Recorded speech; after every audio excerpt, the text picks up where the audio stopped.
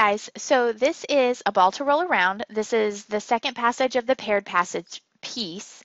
Um, so we are going to look at questions 29 through 34, which are just over this passage. And then in the next little mini recording, we will look at the questions over both passages together. So a ball to roll around, this is about Robert Altman's, or Alman's, experience with being blind and how he kind of overcame those things. So we will, and the title, of course, is from getting the baseball that he could roll, and he could hear how it rolled. So number 29, the primary purpose of this selection is to convince readers that, I guess we should go to that question. The primary purpose of the selection is to convince readers that, and the answer is D, the author experienced something positive as a result of his blindness. And so it goes on to talk about how he was able to create new sports, and you have that little chart that talks about all the crazy amazing things that he was able to do, won all these awards and things like that. So we did well with that. 93% of us got that one right, so good job. In fact, we did well with all of these. Number 30, the expression chair rocker in paragraph 4 refers to someone who, and so if you look at paragraph 4, the hardest lesson I had to learn was to believe in myself. If I hadn't been able to do that, I would have collapsed and become a chair rocker on the front porch for the rest of my life. Okay, so if we look at that, the correct answer there is H, mostly inactive. Okay, if I didn't learn to believe in myself, I just would have sat on the porch. The image is just, kind of sitting on the porch and rocking and not really doing anything. So good job on that. Number 31, how did the gift of the baseball affect the author? And the correct answer here is it motivated him to create a game that did not require sight.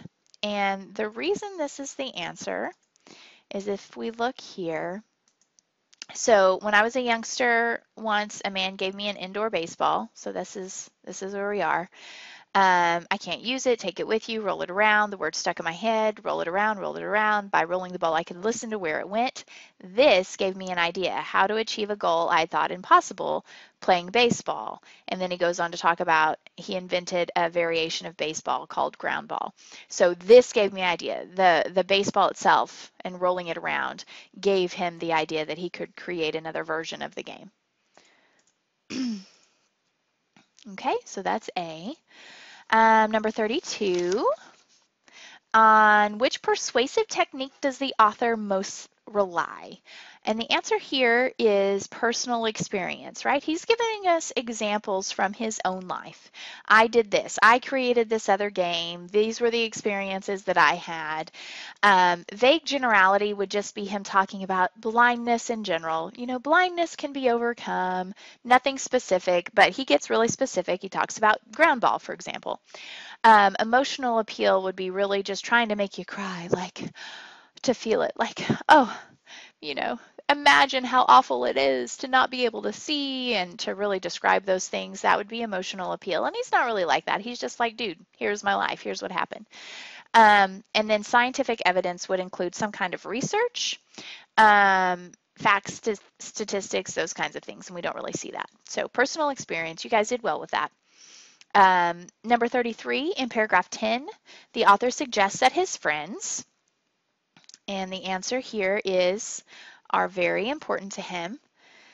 So let's look at paragraph 10. The part that shows this, and you always want to be able to go back to the text and prove your point. I find strength, oh, my little highlighter is not highlighting right. Okay, well, see if this will do it. I find strength in the friendships and interdependence of people. I would be blind indeed without my sighted friends. And that's all he talks. That's all he says about his friends. That little piece.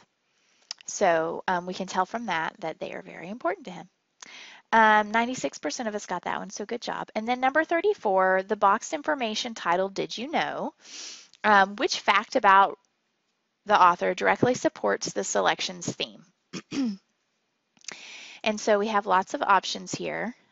He once said, I've done nothing more than the average American boy. Courage is nothing more than doing the best you can in the good old American way. So in this case, you're just looking for a quotation that actually supports the theme. So for example, F, he was the recipient of the Class of 1915 award bestowed annually on a member of the senior class who most closely approaches the ideal University of Pennsylvania student athlete.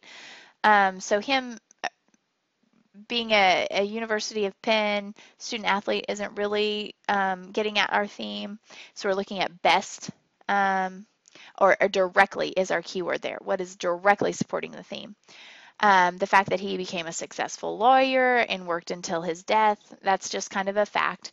J, he was the intercollegiate wrestling champion and the captain of the Quaker wrestling squad, still just kind of another fact. The direct connection here is him saying something about courage. Okay, courage is something that we can directly tie to a theme. So H is our answer. And that's it for these questions. Again, if you are making up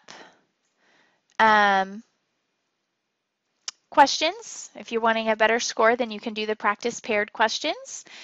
So that's highlighted there. So that's what you'll want to click in the little pod that I send out. And then also note your code that'll be appearing on the screen. You'll need to let me know you watched the video. All right, guys, on to the paired questions in the next segment.